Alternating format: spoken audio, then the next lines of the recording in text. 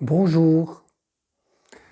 Lors de la dernière vidéo, j'avais abordé le thème des émotions dites négatives et en particulier le 95 à 98% de ces émotions dites négatives dont nous pouvons en faire l'économie, que nous pouvons faire disparaître.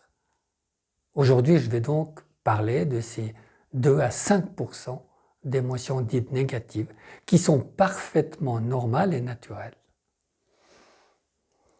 De la même manière qu'une pierre qui frappe notre cuisse et va créer un hématome et peut-être de la douleur, ça s'appelle un choc physique. De la même manière, nous pouvons avoir des chocs émotionnels.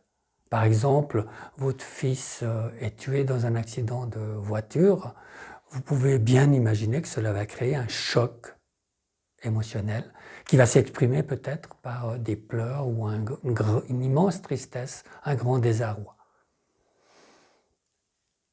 Un sage, que ce soit le Christ, le Bouddha ou le plus grand des sages que vous pouvez connaître, va également aussi expérimenter, exactement comme nous, des chocs émotionnels.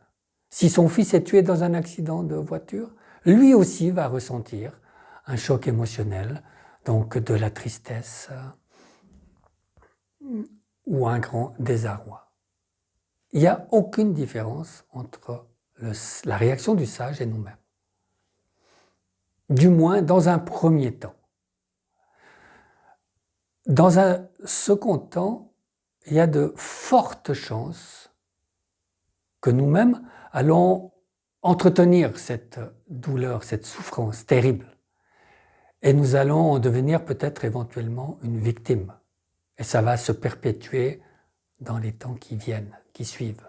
Alors que pour un sage, lui, il y a une sorte d'acceptation inconditionnelle de ce choc émotionnel qui le traverse.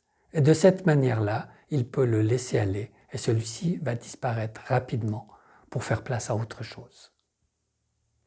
Dans la dernière vidéo, je vais aborder la meilleure stratégie pour traiter ce 95% de nos émotions dites négatives que nous pouvons faire disparaître, dont nous pouvons faire l'économie.